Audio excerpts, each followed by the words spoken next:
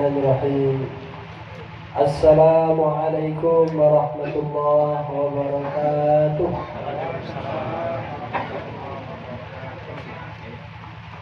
Alhamdulillah alladzi bi ni'matihi tatimmus shalihat.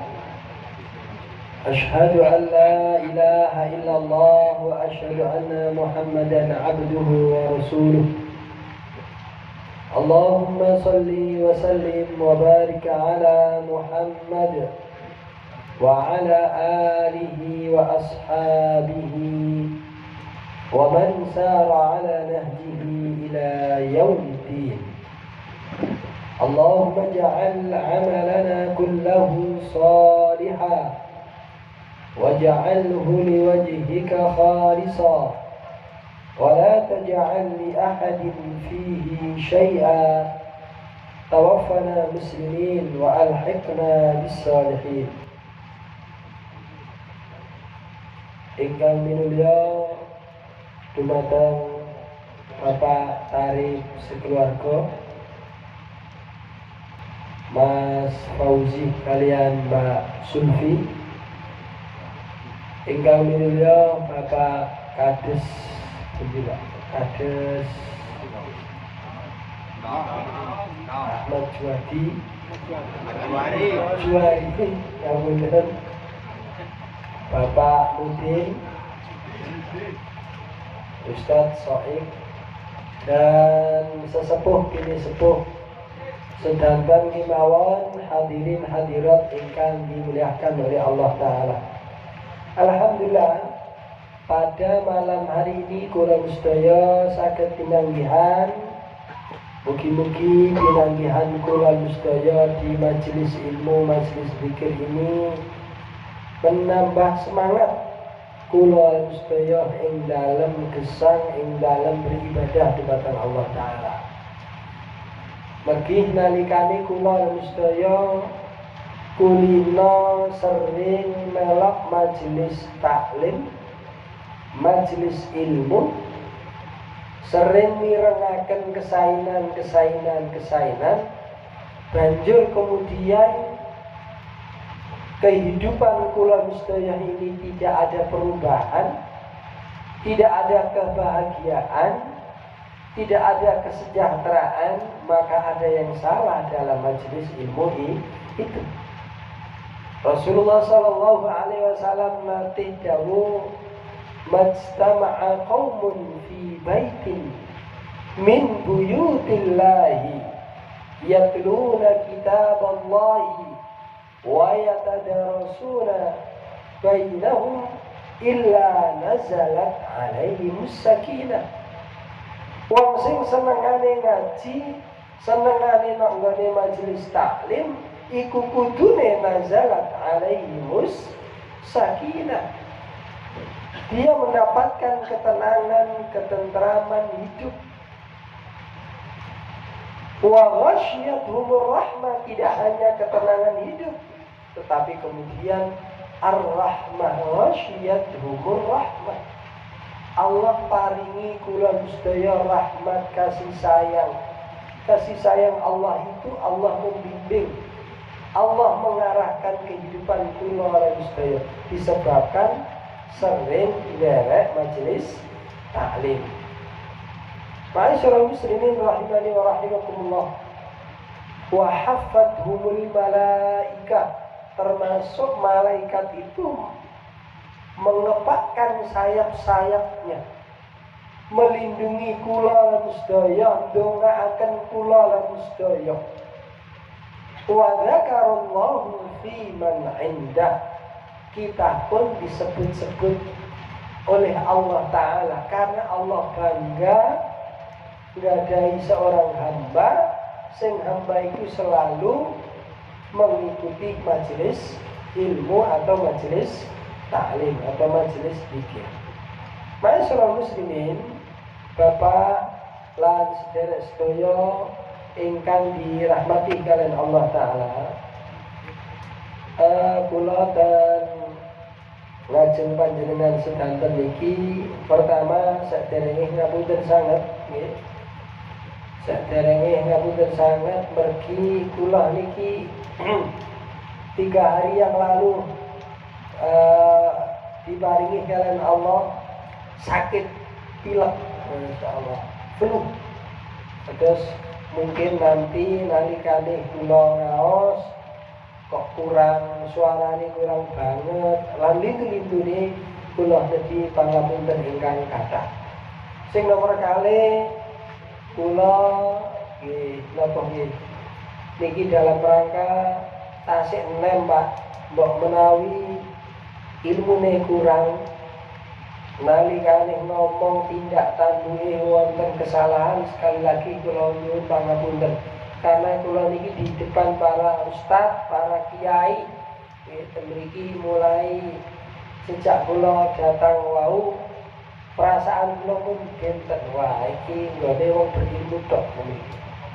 Nah, makane mungkin mbok menawi wonten kelintu nggih mohon dimaklumi dan dibenarkan. Jamaah yang dimuliakan oleh Allah Ta'ala, berbicara tentang pernikahan itu berbicara bagaimana kemudian seseorang bisa mengatur keluarganya menjadi keluarga yang bahagia, keluarga yang sejahtera, keluarga yang damai, keluarga yang penuh dengan sukacita. Maka konsep Islam panjenengan sami pun semerep teng Quran monggo niki ngaos sareng-sareng. Allah ngendikan ngeten, A'udzu billahi minasyaitonir rajim.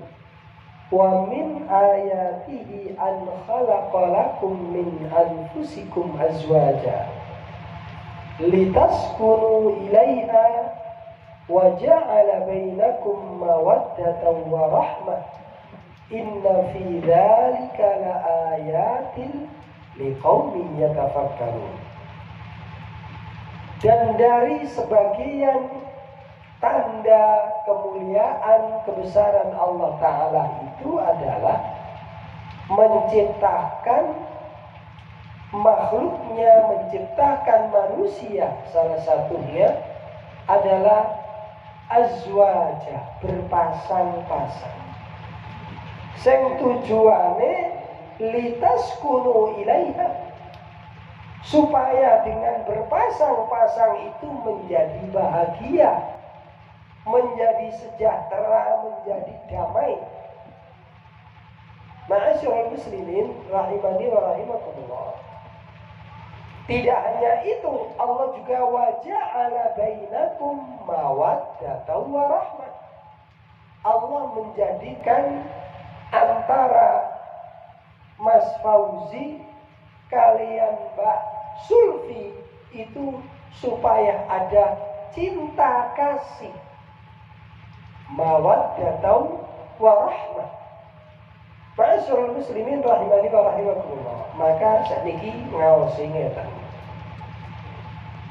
Bagaimana kemudian kita bisa menciptakan keluarga yang sakinah, mawaddah wa rahmah? Jamaah, ternyata keluarga yang sakinah, mawaddah wa rahmah itu bukanlah keluarga yang tanpa tantangan, yang tanpa hambatan, tanpa ada masalah. Boten. Litaskunu yang diartikan bahagia, damai, sejahtera itu terus tiang arah. Nalikane panjenengan ningali pohon niki Bapak Ibu. Nggih, jangan tinggali pohon niki tadi. Jangan tinggali. Niki bergerak napa? Bergerak napa boten? Boten kan? Lho boten. Niki terus tiang arah. Syakanatis syajaratu idza dhahabat ar-rihu. Niki kula tinggal. Pohon ini akan menjadi tenang, tidak bergerak nalikane angin iku gak ono. Lho boten enten, boten bergerak kan? Tapi kalau ada angin, bergerak Pak. Bergerak. Maknanya apa? Orang yang kalau kemudian mereka merasa kepengen uripeku enak, damai, bahagia, bukan berarti kemudian tanpa ada tantangan. Kudu ana angin. Harus ada ujian yang bertubi-tubi. Harus ada silih berganti ujian. Maka Mas Fauzi kalian Mbak Sulfi sama dengan ini Mas Fauzi ini berbeda. Nggak mudah. Maka Mas Fauzi kayak nikah kan sisi aku. Kalau ini pun juga ini 3 Pak. Insya Allah sebentar lagi 4. Kula niku lan nurun bapak kula niku berarti 9.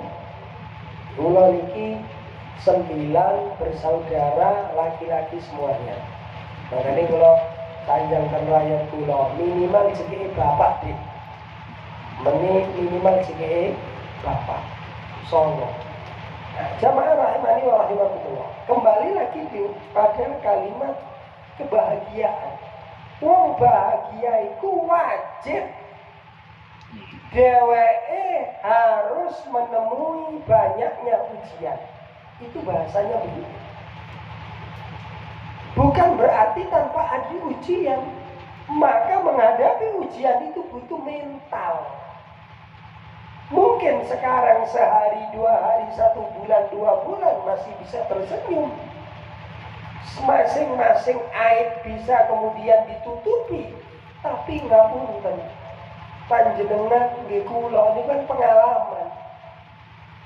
Suwe-suwe ora kuat nutupi aib dhewe-dhewe, ambrol aib.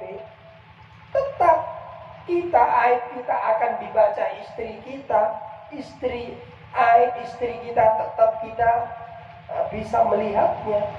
Jamaah rahimani wa rahimakumullah. Kalau kemudian masing-masing aib, masing-masing sifat ini tidak dijaga dengan prinsip yang kuat, ngapunten, benteng ceweng kalau ini.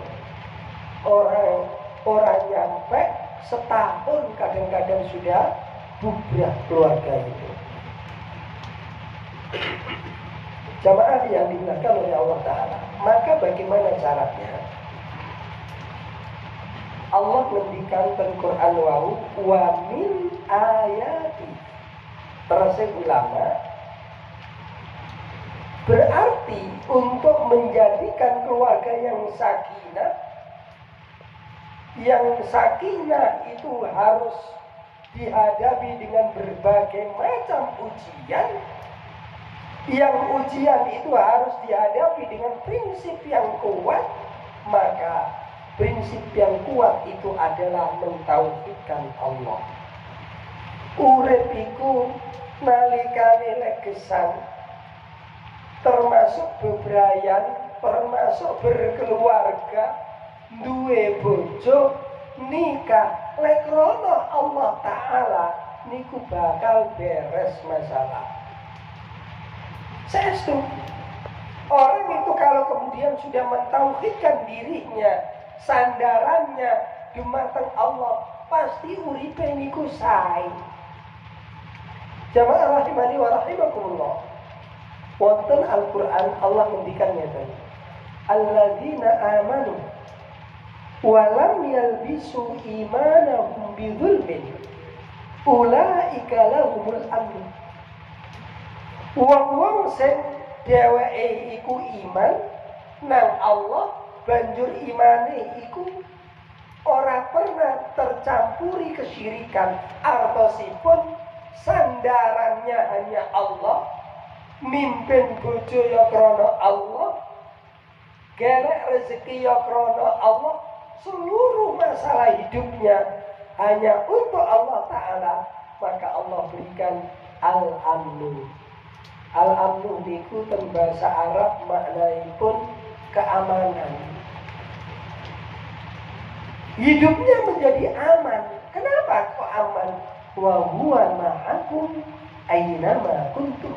Karena Allah bersamanya, karena Allah selalu membimbingnya, karena Allah selalu menolongnya. Niki teori, Pak. Makanya ngapunten jamaah. wonten enten tiyang mengatakan urip lek kepengin sejahtera bahagia yo nyambut gawe nggih terus sinten ya pasti ini lek kepengin pinter ya belajar nggih memang begitu tetapi terus si guru kula rumit nggih ngapunten kebahagiaan yang dicapai dengan bekerja, dengan mencari ilmu, dengan membaca,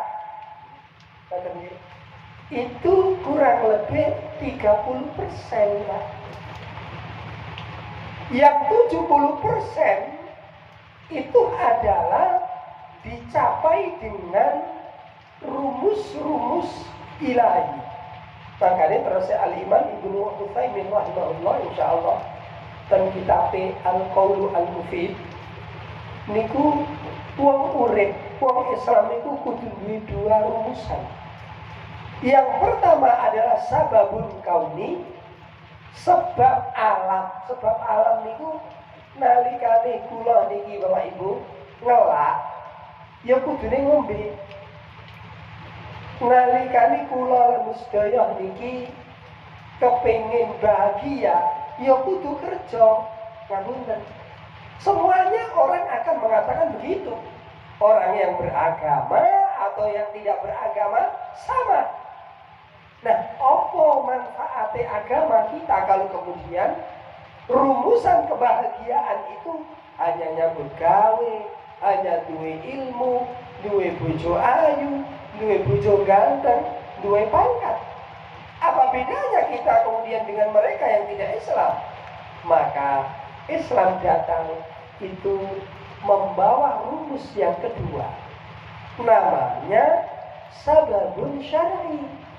Sebab syariat, rumus dari Allah sing ketoke niku ora masuk akal kadang-kadang, tapi iso dirasakno nang nggone ati, iso dirasakno nang nggone urip. Apa itu? Tadi sudah saya sampaikan. Lek gelem, lek kepengin bahagia, maka bersandarlah kepada Allah. Seluruh masalah hidupmu, wahai Mas Faiz, wahai Mbak Sulfi, sandarkanlah kepada Allah. Tidak hanya kemudian usaha secara materi, nyambut gawe toh, tapi seluruhnya atine ditumplek-blekno, disandarno nang Gusti Allah. Allah akan membuat menjadikan kula sedaya al-amnu bahagia aman duwe.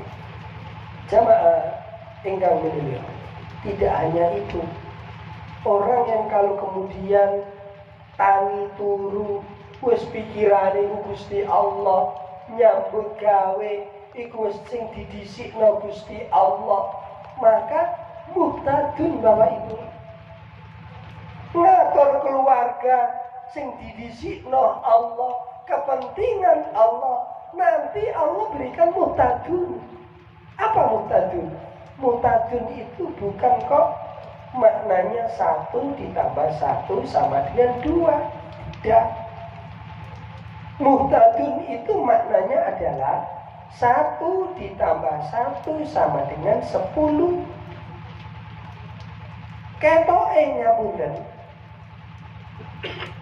Orang yang bertauhid itu ngeten. Wong iku pekerjaane nyambut gawe becak. Bojone siji, anake 3. Mendina nyambut gawe becak, jenenge nyambut gawe becak rata-rata 30.000 sedina. Wong jenenge nyambut gawe kadang-kadang ya sepi ya ora rame.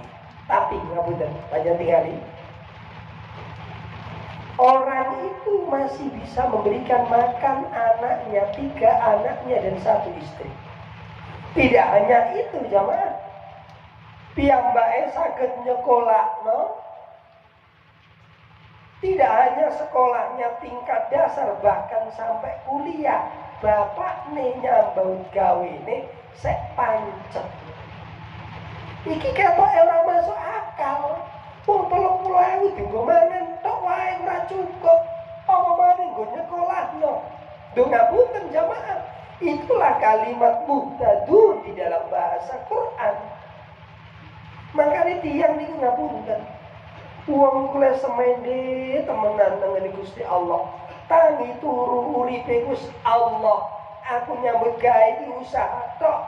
Kabeh engko tak weno Gusti Allah, urusane Gusti Allah. Itulah terus Ustaz Soik. Kenapa kita ini tatkala keluar rumah itu membaca bismillahi tawakkaltu 'alallahi. Pernahkah ngapunten para kiai, para sesepuh termasuk Pak Mudin, Mbak Menawi kula Plintu, adakah bacaan keluar rumah itu dengan menggunakan bismillahi atawakkalu 'alallah? Pertanyaan saya. Kalau bismillahi atawakkalu itu maknanya aku menyebut nama Allah seraya aku sedang bertawakal. Tapi doa kita beda Bapak Ibu. Yang kita baca itu keluar rumah itu bismillahi tawakkaltu. Dengan menyebut nama Allah, aku wis tawakal nang gone Gusti Allah. Ngapunten, padahal urung tutup kantor, padahal urung nyambut gawe, baru keluar rumah sudah bertawakal, wis mari tawakal nang ngene Gusti Allah. Apa rahasia perbedaan dua makna ini? Terus ulama, kalau bismillahi atawakal itu maknanya tawakale ngenteni kondisi pekerjaane. Engko enak kantor iku sawangane ketokane akeh ya disandarno nang Gusti Allah. Engko enak kantor iku kok kurang ya sambat. Itu atawakal Bapak. Kalau kemudian bismillahi tawakkaltu itu beda. Engko iku oleh seide akeh sedengan ora urus, sing penting aku wis usaha. Wong kabeh iki urip atas skenario Allah. Wah, niku mantep Pak, yang ngoten niku. Makanya tiang sing model ngoten niku urip iku bersahaja, bahagia. Tak kala ia di atas, tak kala ia di bawah, kondisi ekonomi kadang ono kadang enggak, dia selalu tersenyum.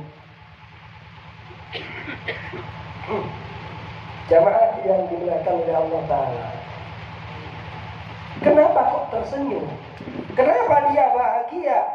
Karena yakin dirinya itu bersama Allah.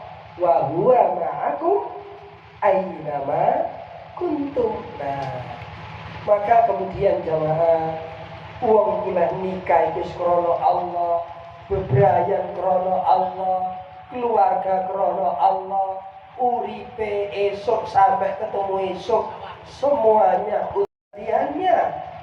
Karena sekali lagi ia sadar hidupnya diperuntukkan oleh Allah, mustahil atau Allah itu tidak mungkin akan mengingkari janjinya.